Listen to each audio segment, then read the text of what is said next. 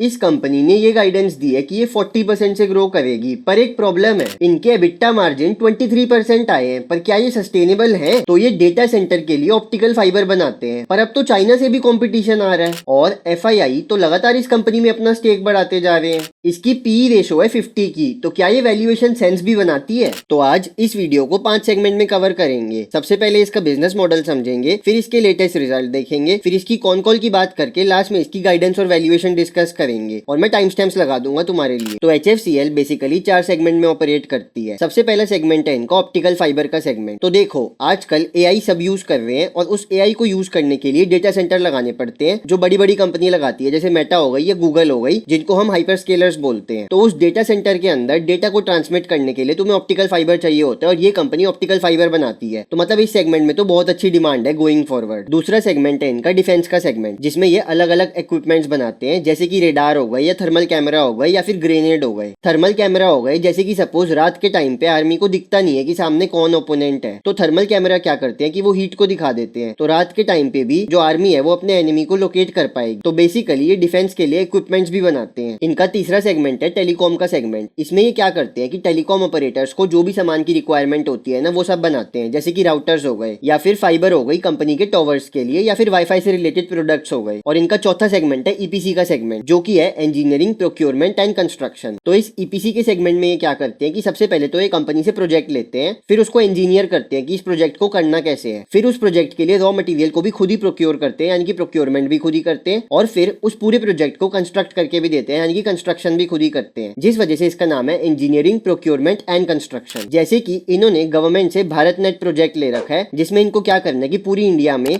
मतलब अलग अलग विलेजेस में इंडिया की ऑप्टिकल फाइबर केबल बिछानी है। पर क्योंकि ये अपने EPC वाले बिजनेस में गवर्नमेंट के साथ डील करते हैं ना, तो उसमें बेसिक 2 प्रॉब्लम होती है। सबसे पहले तो गवर्नमेंट प्रोजेक्ट्स में ना मार्जिन कम होता है, और दूसरा गवर्नमेंट ना टाइम पे पेमेंट नहीं करती, मतलब पैसा जो है ना वो गवर्नमेंट से आता तो है पर लेट आता है, जिसकी वजह से इनकी वर्किंग कैपिटल की दिक्कत आती है इनको। तो ये कंपनी कोशिश तो यही कर रही है कि ये गवर्नमेंट रेवेन्यू को अपने कम कर दे और अपने प्राइवेट रेवेन्यू को बढ़ा दे, जिसके बारे में हम आगे डिस्कस करेंगे, ठीक है। तो इसलिए मैनेजमेंट क्या कर रही है कि वो अपने प्रोडक्ट का सेगमेंट तो बढ़ाने की कोशिश कर रही है और अपने EPC के रेवेन्यू को कम करने की कोशिश कर रही है, जिसकी वजह से एक तो इनके मार्जिन इंप्रूव हो जाए और इनकी वर्किंग कैपिटल साइकिल इंप्रूव हो पाए, ठीक है। तो ये इस कंपनी का बेसिक बिजनेस मॉडल। अब बात करते हैं कि इंडस्ट्री में डिमांड कैसी है, जिस इंडस्ट्री में ये ऑपरेट करते हैं। तो सबसे पहले डेटा सेंटर वाली इंडस्ट्री पे बात करते हैं। देखो, ये तो तुम्हें पता ही है कि हर बंदा आज AI यूज कर रहा है और उस AI को चलाने के लिए तुम्हें डेटा सेंटर चाहिए, और डेटा सेंटर में डेटा ट्रांसमिट करने के लिए तुम्हें ऑप्टिकल फाइबर चाहिए। तो मतलब इस वाले सेगमेंट में तो बहुत अच्छी डिमांड है। अब जो टेलीकॉम वाला सेगमेंट है ना, उसमें इनकी डिमांड साइक्लिकल होती है, मतलब जब नया नेटवर्क लॉन्च होता है, सपोज 5G लॉन्च हुआ था तब इनके पास अच्छी डिमांड आई थी, और अब जब 6G नेटवर्क लॉन्च होगा ना, तब इनके पास अच्छी डिमांड आएगी उस सेगमेंट में। पर जब तक इनकी टेलीकॉम वाले सेक्टर में कम डिमांड है ना, तब तक जो इनकी डेटा सेंटर वाले सेक्टर में डिमांड है वो उसको कंपेंसेट कर देगी। और बेसिकली हो क्या रहा है कि जो भी अलग अलग कंट्रीज है ना, जो बाहर की कंट्रीज है, वो चाइना से अपनी डिपेंडेंसी कम कर रही है, जिस वजह से वो क्या कर रही है कि वो दूसरे सप्लायर्स को प्रेफर कर रही है। तो जो HFCL है उसके लिए एक बहुत अच्छी अपॉर्चुनिटी है गोइंग फॉरवर्ड। और डिफेंस सेक्टर का तो तुम्हें पता ही है, क्योंकि आजकल हर जगह पे वॉर चल रही है, तो हर कंट्री डिफेंस पे तो इन्वेस्ट कर ही रही है, और इंडिया भी आत्मनिर्भर बनना चाह रहा है डिफेंस के लिए। तो बेसिकली इनके जो डिफेंस का सेगमेंट है ना, उसमें भी बहुत अच्छी डिमांड है। और बेसिकली जो इनका EPC वाला सेगमेंट है उसमें थोड़ी कम डिमांड है, और उसमें इनके मार्जिन भी कम होते हैं और वर्किंग कैपिटल साइकिल भी ज्यादा होती है, क्योंकि उसमें ये गवर्नमेंट के साथ डील करते हैं और इनको पेमेंट आने में टाइम लग जाता है। तो मैनेजमेंट चाह भी यही रही है कि हम अपने EPC के रेवेन्यू को कम कर दें और अपने प्रोडक्ट के और दूसरे सेगमेंट के रेवेन्यू को इंक्रीज कर दें, ताकि हमारे रेवेन्यू की क्वालिटी इंक्रीज हो पाए। अब चलते हैं इनके Q1 FY27 के रिजल्ट्स पे और इनकी PPT पे। तो देखो, इनका रेवेन्यू 120% से ग्रो हुआ है ईयर ऑन ईयर के लेवल पे। इस कंपनी ने कहा था कि हम अपने रेवेन्यू को 25% से ग्रो करेंगे, पर इन्होंने उसको आउट परफॉर्म किया है और अपने रेवेन्यू को 120% से ग्रो किया है। अब इस रेवेन्यू ग्रोथ को देखते हुए ना, मैनेजमेंट ने अपनी गाइडेंस को रिवाइज कर दिया, और इन्होंने जो पहले गाइडेंस दी थी कि हम FY27 में अपने रेवेन्यू को 25% से ग्रो करेंगे, उसको बढ़ा के इन्होंने ये बोला है कि FY27 में अब हम अपने रेवेन्यू को 40% से ग्रो करेंगे। दूसरी चीज अगर तुम देखो तो इस क्वार्टर में इनका EBITDA मार्जिन है 23.3% का, जबकि मैनेजमेंट ने ये गाइड किया था कि FY27 में हमारा EBITDA मार्जिन होगा 20% का। तो बेसिकली EBITDA मार्जिन के लेवल पे भी इन्होंने अपनी गाइडेंस को आउट परफॉर्म किया है, मतलब 20% का बोल के 23.3% का EBITDA मार्जिन अचीव किया है। अब अगर तुम इनकी EBITDA की ग्रोथ देखो तो वो तो ऑलमोस्ट 10x हो गया ईयर ऑन ईयर के लेवल पे। मतलब पिछले साल इसी क्वार्टर में ये कंपनी पैट के लेवल पे ना प्रॉफिटेबल नहीं थी, लॉस में थी, और इस साल ये इस क्वार्टर में पैट के लेवल पे प्रॉफिटेबल भी हो गए हैं। और बेसिकली मार्जिन पे मैनेजमेंट ने ये बोला है कि ये जो मार्जिन आया ना इनका 23.3% का, ये मार्जिन सस्टेनेबल है गोइंग फॉरवर्ड। मतलब ऐसा नहीं है कि ये मार्जिन वन ऑफ क्वार्टर का है, यही मार्जिन ये आगे भी मेंटेन कर सकते हैं। और मैनेजमेंट ये बोल रही है कि गोइंग फॉरवर्ड अगर तो कोई सिचुएशन ऐसी हो गई जो हमारे कंट्रोल में नहीं हुई, जैसे कि स्ट्रेट ऑफ हॉर्मुज बंद हो गया या फिर हमारी शिपमेंट्स डिले हो गई या मतलब कुछ ऐसा हो गया ना, तो हम इस मार्जिन को मेंटेन नहीं कर पाएंगे। लेकिन अगर सब कुछ नॉर्मल रहता है तो फिर गोइंग फॉरवर्ड यही मार्जिन सस्टेनेबल भी है। अब अगर तुम देखो तो अब की बार तो इनका एक्सपोर्ट से 56% का रिवेन्यू आया है और इनके एक्सपोर्ट के रिवेन्यू में ना इनके मार्जिन ज्यादा होते हैं, क्योंकि जब तुम बाहर प्रोडक्ट बेचते हो तो उसमें ज्यादा मार्जिन होते हैं विद रिस्पेक्ट टू जब तुम इंडिया में बेचते हो। और मैनेजमेंट का ये टारगेट है कि पूरे FY27 में हम अपने एक्सपोर्ट के रिवेन्यू को इंक्रीज करके 60% तक ले जाएंगे। मतलब इनके टोटल रिवेन्यू का 60% इनके एक्सपोर्ट से ही आएगा। और बेसिकली जो इनका एक्सपोर्ट का रिवेन्यू है उसमें ये डेटा सेंटर के लिए ऑप्टिकल फाइबर केबल ही बेच रहे हैं हाइपर स्केलर्स को। जो इनके डिफेंस के प्रोडक्ट है ना वो तो ये लोकली ही बेच रहे हैं, तो इनका 60% रिवेन्यू टारगेट कर रहे हैं कि FY27 में इनका एक्सपोर्ट से आएगा और बचा हुआ 40% रिवेन्यू इनका डिफेंस वाले सेगमेंट से आएगा जो ये लोकली सेल करेंगे, मतलब इंडिया में ही सेल करेंगे। और क्योंकि गोइंग फॉरवर्ड ये अपने एक्सपोर्ट के रिवेन्यू को इंक्रीज कर रहे हैं तो इस वजह से भी इनके मार्जिन इंक्रीज होंगे यहाँ से। अब बात करते हैं कि इनका मार्जिन इंक्रीज क्यों हो रहा है। तो सबसे पहले तो ये कंपनी अपने एक्सपोर्ट के रिवेन्यू को बढ़ा रही है और इनके एक्सपोर्ट के रिवेन्यू में इनके ज्यादा मार्जिन होते हैं विद रिस्पेक्ट टू कि जब तुम इंडिया में प्रोडक्ट्स बेचते हो, जिस वजह से मार्जिन इंक्रीज हो रहा है। दूसरा, ये कंपनी प्रोडक्ट मिक्स चेंज कर रही है, मतलब ये कंपनी अपने EPC वाले सेगमेंट को कम कर रही है और अपने प्रोडक्ट वाले सेगमेंट से अपने रिवेन्यू को इंक्रीज कर रही है और इनके प्रोडक्ट वाले सेगमेंट में ज्यादा मार्जिन होते हैं। अपने डिफेंस वाले सेगमेंट में भी ये हायर वैल्यू एडेड प्रोडक्ट की तरफ जा रहे हैं, जिस वजह से भी इनके मार्जिन इंक्रीज हो रहे हैं। और बेसिकली मैनेजमेंट का ये टारगेट है कि जो इनका EBITDA मार्जिन 16.7% था ना FY26 में, उसको ये इंक्रीज करके 22 से 25% तक ले जाएंगे FY29 में। मतलब गोइंग फॉरवर्ड इस कंपनी को मार्जिन एक्सपेंशन भी मिलेगा। और बेसिकली ये अपने मार्जिन को एक्सपैंड करने के लिए बैकवर्ड इंटीग्रेशन भी कर रहे हैं, जिसके बारे में हम इनके केपेक्स में बात करेंगे। ठीक है, तो इनका ये टारगेट है कि इनके रिवेन्यू का 80 से 85% इनके प्रोडक्ट से आए और बचा हुआ EPC वाले सेगमेंट से आए, क्योंकि मैंने तुम्हें बता दिया कि इनके EPC वाले सेगमेंट में प्रॉब्लम ही प्रॉब्लम है। तो ये अपने प्रोडक्ट का रिवेन्यू इंक्रीज करने की कोशिश कर रहे हैं, जो कि अच्छी बात है। अब इस कंपनी ने अपने प्राइवेट सेक्टर का रिवेन्यू बढ़ा के 92% तक ले गए, यानी कि ये अपना गवर्नमेंट वाला रिवेन्यू तो कम कर रहे हैं और अपने प्राइवेट सेक्टर वाला रिवेन्यू बढ़ा रहे हैं, जो कि एक अच्छी बात है, क्योंकि गवर्नमेंट के साथ बिजनेस करने में प्रॉब्लम होती है। मैंने तुम्हें कई बार बता दिया और मैंने तुम्हें ये भी बता दिया कि ये अपने EPC वाले सेगमेंट को जान के कम कर रहे हैं और एक प्रोडक्ट ड्रिवन कंपनी बनने की कोशिश कर रहे हैं ताकि इनका मार्जिन इंप्रूव हो पाए और मतलब इनके बिजनेस की क्वालिटी इंप्रूव हो जाए। ठीक है, तो तुम ये देख लो कि इनके प्रोडक्ट से इनका 85% रिवेन्यू आ रहा है और इनके एक्सपोर्ट से अभी इनका 56% रिवेन्यू आ रहा है और प्राइवेट कस्टमर से इनका 92% रिवेन्यू आ रहा है।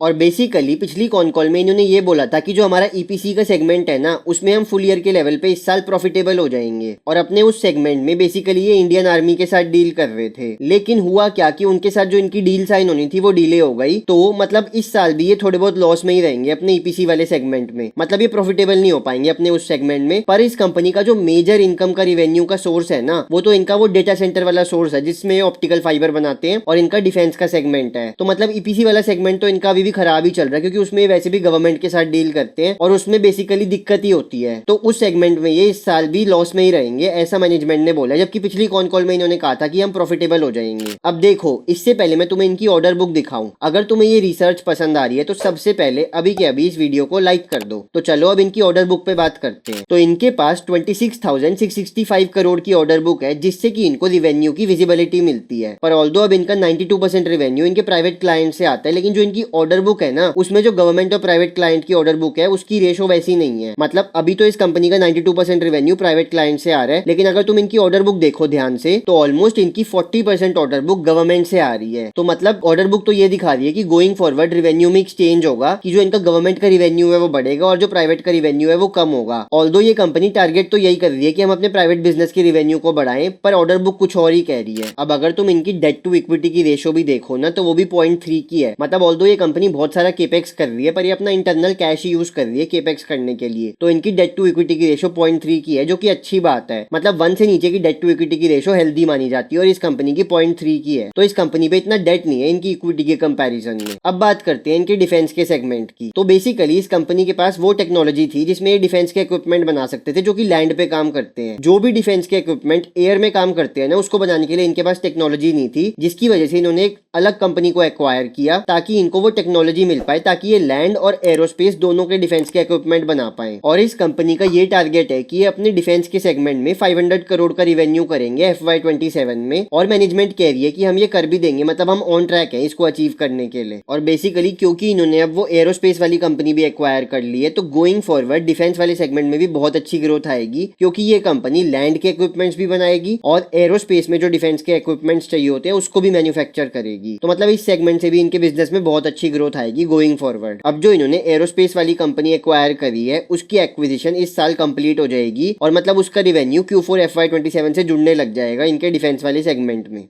और अपने डिफेंस वाले सेगमेंट का एक्विजिशन के बाद इन्होंने नाम रखा हुआ है HFCL एडवांस सिस्टम लिमिटेड। और जो इनका एरोस्पेस वाला बिजनेस है ना, मतलब जिसकी एक्विजिशन अभी कंप्लीट नहीं हुई है और इस साल कंप्लीट होगी, उसमें ऑलरेडी 2000 करोड़ की ऑर्डर बुक पहले से पड़ी हुई है इनके पास। तो मतलब इनको ऑर्डर की विजिबिलिटी भी मिल रही है उस बिजनेस से। ऐसा नहीं है कि उसको एक्वायर करने के बाद इनके पास ऑर्डर ही नहीं है, पहले से ही 2000 करोड़ की ऑर्डर बुक पड़ी हुई है उस बिजनेस में। अब बात करते हैं कि ये कंपनी ग्रो करने के लिए क्या क्या केपेक्स कर रही है। तो देखो, इनके ऑप्टिकल फाइबर वाले सेगमेंट में डिमांड तो बहुत अच्छी है और अभी इनके पास 28 million fibre kilometre per annum बनाने की कैपेसिटी है। और क्योंकि इतनी अच्छी डिमांड है ना, तो ये इसको इंक्रीज करके 34 मिलियन तक लेके जाएंगे। और जो ये इनका 28 से 34 मिलियन तक ये लेके जा रहे हैं ना, वो दिसंबर 2026 तक कंप्लीट हो जाएगा और उसके बाद इनकी जो इंक्रीज कैपेसिटी है वो फंक्शनल हो जाएगी, जिससे कि ये और डिमांड को केटर कर पाएंगे। और एक बार ये 34 मिलियन फाइबर किलोमीटर की कैपेसिटी इनके पास आ गई तो मैनेजमेंट का ये प्लान है कि गोइंग फॉरवर्ड इस 34 मिलियन को भी इंक्रीज करके 43 मिलियन फाइबर पर किलोमीटर तक ले जाएंगे। मतलब इनकी डेटा सेंटर वाली ऑप्टिकल फाइबर वाली डिमांड तो बहुत अच्छी है, तो ये गोइंग फॉरवर्ड अच्छा खासा एक्सपेंशन करेंगे इस सेगमेंट में। और अब ये क्या कर रहे हैं, ये ना एक और मैन्युफैक्चरिंग फैसिलिटी लगा रहे हैं जिसमें ये डेटा सेंटर से रिलेटेड और भी प्रोडक्ट बनाएंगे। जैसे कि उसमें ये मल्टी फाइबर केबल बनाएंगे और हाई डेंसिटी फाइबर केबल भी बनाएंगे जो कि डेटा सेंटर में यूज होती है। अब तक ये ऑप्टिकल फाइबर तो बना ही रहे थे, पर अभी और 2 टाइप की फाइबर में एंटर कर रहे हैं। और देखो, ऑप्टिकल फाइबर बनाने के लिए ना तुम्हें प्रीफॉर्म चाहिए होता है, तो अब तक तो ये प्रीफॉर्म बाहर से लेते थे, मतलब थर्ड पार्टी सप्लायर से लेते थे, पर अब ये कंपनी बैकवर्ड इंटीग्रेट कर रही है और ये प्रीफॉर्म भी खुद बनाएगी। क्योंकि ऑप्टिकल फाइबर बनाने के लिए तुम्हें क्या चाहिए, प्रीफॉर्म चाहिए, और उस प्रीफॉर्म को हीट करके ऑप्टिकल फाइबर बनता है। तो क्योंकि अब ये प्रीफॉर्म जो बाहर से लेते थे उसको भी खुद बनाना स्टार्ट कर रहे हैं, तो इससे 2 फायदे होंगे। एक तो इनका सप्लाई चेन पे कंट्रोल आ जाएगा, जिससे इनकी प्रोडक्ट की क्वालिटी पे कोई दिक्कत नहीं आएगी। दूसरी चीज, इनका मार्जिन भी इंप्रूव होगा क्योंकि ये बैकवर्ड इंटीग्रेट कर रहे हैं। और जो ये सारा केपेक्स कर रहे हैं, जैसे कि नई टाइप के फाइबर में एंटर कर रहे हैं, प्रीफॉर्म बना रहे हैं और अपनी जो ऑप्टिकल फाइबर बनाने की कैपेसिटी है उसको भी एक्सपैंड कर रहे हैं, तो इस साल इनका इस सब में 640 करोड़ का खर्चा होगा। और बेसिकली ये डिफेंस सेगमेंट में भी केपेक्स कर रहे हैं, तो अगले साल इनका 615 करोड़ का खर्चा होगा और इस साल इनका 640 करोड़ का खर्चा होगा सारे केपेक्स में। अब इससे पहले मैं ये बात करूं कि इस कंपनी ने अपनी कॉन कॉल में अपने बिजनेस के फ्यूचर आउटलुक के बारे में क्या क्या बताया है। अगर तुम और ऐसे स्टॉक्स की डिटेल्ड एनालिसिस देखना चाहते हो ना, जो कि हाई ग्रोथ स्टॉक्स हैं, तो सबसे पहले अभी के अभी इस चैनल को सब्सक्राइब कर लो। तो चलो अब इनकी कॉन कॉल पे चलते हैं। तो देखो, जो इनके रॉ मटेरियल है उसके प्राइसेस तो इंक्रीज होते जा रहे हैं। तो एनालिस्ट ने इनसे पूछा कि जो तुम्हारे कॉन्ट्रैक्ट्स है उसमें क्या प्राइस का क्लॉज है। मतलब देखो, अगर तुम्हारे रॉ मटेरियल का प्राइस इंक्रीज हो जाए और तुम्हारे फिक्स्ड प्राइस कॉन्ट्रैक्ट हो, मतलब तुम अपने एंड कस्टमर से ज्यादा चार्ज ना कर पाओ, तो तुम्हारे मार्जिन पे नेगेटिव इंपैक्ट आएगा। तो बेसिकली इस कंपनी के जितने भी लॉन्ग टर्म कॉन्ट्रैक्ट्स है ना, वो सारे प्राइस वेरिएशन क्लॉज पे हैं। मतलब कंपनी क्या करती है कि ईयरली बेसिस पे प्राइसेस को रिव्यू करती है कि अगर रॉ मटेरियल के प्राइस इंक्रीज हो गए तो वो ये अपने कस्टमर से एज इट इज चार्ज कर लेंगे। और अगर पूरे साल के बीच में भी रॉ मटेरियल के प्राइस इंक्रीज हो गए ना, तो वो भी ये प्राइस वेरिएशन अपने कस्टमर से चार्ज कर लेंगे। मतलब जो इनके सारे कॉन्ट्रैक्ट्स हैं वो बेसिकली प्राइस वेरिएशन क्लॉज पे हैं। तो अगर इनके रॉ मटेरियल के प्राइस इंक्रीज होंगे तो इनके मार्जिन पे इतना इंपैक्ट नहीं आएगा, क्योंकि ये वो रॉ मटेरियल का प्राइस इंक्रीज अपने एंड कस्टमर को पास ऑन कर देंगे। और बेसिकली जब यूएसए ने ड्यूटी भी इंक्रीज करी थी और 50% की ड्यूटी लगा दी थी ना बीच में, तो वो 50% ड्यूटी भी इन्होंने अपने एंड कस्टमर से ही चार्ज कर ली थी। और फिर बाद में क्या किया, यूएसए ने वो ड्यूटी हटा दी, तो इन्होंने वो ड्यूटी का प्राइस अपने कस्टमर को एज इट इज वापस कर दिया, मतलब रिफंड कर दी वो ड्यूटी अपने कस्टमर को। तो बेसिकली अगर रॉ मटेरियल के प्राइस यहाँ से इंक्रीज भी होते हैं ना, तो इनके मार्जिन पे इंपैक्ट नहीं आएगा, क्योंकि इनके जो कॉन्ट्रैक्ट इन्होंने साइन कर रखे हैं वो प्राइस वेरिएशन के क्लॉज पे साइन कर रखे हैं। अब हो क्या रहा है कि जो फॉरेन कंपनीज है, जैसे कि जापान की कंपनीज हो गई ऑप्टिकल फाइबर बनाने वाली, वो भी अपनी कैपेसिटी इंक्रीज कर रही है और HFCL वाले भी अपनी कैपेसिटी इंक्रीज कर रहे हैं। तो बेसिकली एनालिस्ट ने इनसे पूछा कि देखो, बाहर की कंपनीज भी कैपेसिटी इंक्रीज कर रही है, तो इसमें ऐसा तो नहीं होगा कि ओवर सप्लाई आ जाएगी, क्योंकि बेसिकली अगर ओवर सप्लाई आ गई ना, तो बेसिकली डिमांड तो उतनी ही है पर सप्लाई इंक्रीज हो गई तो प्राइसेस डिक्रीज हो जाएंगे ना ऑप्टिकल फाइबर के, तो इस वजह से इनके मार्जिन पे इंपैक्ट आ सकता है। तो इसीलिए एनालिस्ट ने पूछा कि गोइंग फॉरवर्ड ऐसा तो नहीं होगा ना। तो इस पे मैनेजमेंट ने ये बोला कि पहले तो जो वायर हम बेच रहे हैं ना हाइपर स्केलर्स को, वो टाइप की वायर हर बंदा बना भी नहीं पाता, मतलब बाहर की सारी कंपनीज तो वो मैन्युफैक्चर भी नहीं कर पा रही, तो मतलब ये टेक्नोलॉजी ड्रिवन प्रोडक्ट है। और दूसरा, इन्होंने लॉन्ग टर्म कॉन्ट्रैक्ट साइन कर रखे हैं हाइपर स्केलर्स के साथ, जैसे कि इन्होंने 5-5 साल के कॉन्ट्रैक्ट साइन कर रखे हैं। और जब इनका कॉन्ट्रैक्ट खत्म भी हो जाएगा ना, तो जो इनका एंड कस्टमर है वो ये नहीं सोचेगा कि मैं अपने सप्लायर को चेंज कर लूं, बेसिकली वो अपने सप्लायर को सेम ही रखेगा गोइंग फॉरवर्ड। क्योंकि अगर तुमने किसी के साथ एक बार बिजनेस कर लिया और तुम खुश हो मतलब उसकी प्रोडक्ट की क्वालिटी से, तो तुम सप्लायर क्यों ही चेंज करोगे। और बेसिकली जो ये कंपनी अब नए टाइप के फाइबर में एंटर कर रही है ना, हाई डेंसिटी फाइबर में, उसमें इनके मार्जिन भी ज्यादा होते हैं नॉर्मल फाइबर के कंपैरिजन में। अब बात करते हैं कि इस कंपनी ने ग्रो करने की क्या गाइडेंस दे रखी है। तो सबसे पहले पिछले साल यानी FY26 में इन्होंने कहा था कि FY27 में यानी कि इस साल ये अपने रेवेन्यू को 25% से ग्रो करेंगे। पर इस बार की कॉन कॉल में इन्होंने अपनी गाइडेंस को इंक्रीज कर दिया और ये बोला है कि हम FY27 में अपने रेवेन्यू को 40% से ग्रो करेंगे ईयर ऑन ईयर के लेवल पे। तो मतलब गाइडेंस इंक्रीज करी है, जो कि एक पॉजिटिव साइन है। और मार्जिन पे मैनेजमेंट ने पहले तो ये गाइडेंस दे रखी थी कि FY27 में हम 20% का एबिटा मार्जिन मेंटेन करेंगे। पर अब इस कॉन कॉल में इन्होंने क्या बोला कि गोइंग फॉरवर्ड अगले आने वाले क्वार्टर्स में भी हम इसी एबिटा मार्जिन को मेंटेन कर लेंगे। और इनका Q1 FY27 में एबिटा मार्जिन कितना है, 23.3% का। तो यानी कि इस साल ये 23.3% का एबिटा मार्जिन मेंटेन कर सकते हैं। और बेसिकली अगर इनके रॉ मटेरियल के प्राइस इंक्रीज भी हो गए, जैसे सपोज प्रीफॉर्म के प्राइस इंक्रीज हो गए जिससे ये ऑप्टिकल फाइबर बनाते हैं, तो ये वो प्राइस इंक्रीज अपने एंड कस्टमर को पास ऑन कर देंगे। क्योंकि इनके जो सारे के सारे कॉन्ट्रैक्ट है वो प्राइस वेरिएशन क्लॉज पे है, तो उससे इनके मार्जिन पे इंपैक्ट नहीं आएगा, जिस वजह से अपने इस मार्जिन को ये मेंटेन कर पाएंगे। इसका मतलब इस कंपनी को मार्जिन एक्सपेंशन भी मिलेगा FY27 में। और बेसिकली मैनेजमेंट ने ये बोला है कि हम अपने इस मार्जिन को मेंटेन तो कर लेंगे, पर अगर कोई ऐसा अनफोर्सीन सर्कमस्टांसेस हो गई, जैसे कि वॉर हो गई या फिर जो केनाल है वो बंद हो गई कि हमारी शिपमेंट आ जा नहीं पा रही, तो मतलब कोई अनफोर्सीन सर्कमस्टांस हो गए तो हम कुछ नहीं कह सकते। पर अगर सब कुछ सही रहा तो हम इसी मार्जिन को मेंटेन कर लेंगे। अब पिछले साल ना इनका एबिटा मार्जिन 16.7% का था, और अगर मैं इनकी पुरानी गाइडेंस भी पकड़ू ना कि ये इस साल 20% का एबिटा मार्जिन मेंटेन करेंगे, जबकि ये बोल रहे हैं कि हम इस साल 23% का एबिटा मार्जिन मेंटेन कर लेंगे। लेकिन अगर तुम ये भी पकड़ो ना कि ये इस साल सिर्फ 20% का एबिटा मार्जिन मेंटेन करेंगे, तो भी इनका एबिटा मार्जिन यहाँ से 3.3% से एक्सपैंड होगा। और इन्होंने अपनी रिवेन्यू की गाइडेंस को भी अपग्रेड कर दिया कि हम अपने रिवेन्यू को 40% से इंक्रीज करेंगे। ठीक है, तो क्योंकि इनका रिवेन्यू 40% से इंक्रीज होगा और इनको 3.5% के आसपास का एबिटा मार्जिन एक्सपेंशन भी मिलेगा, जो मैंने इनकी पुरानी गाइडेंस का ही पकड़ लिया, तो भी इनके एबिटा में 67% की ग्रोथ आएगी ईयर ऑन ईयर के लेवल पे। तो यानी कि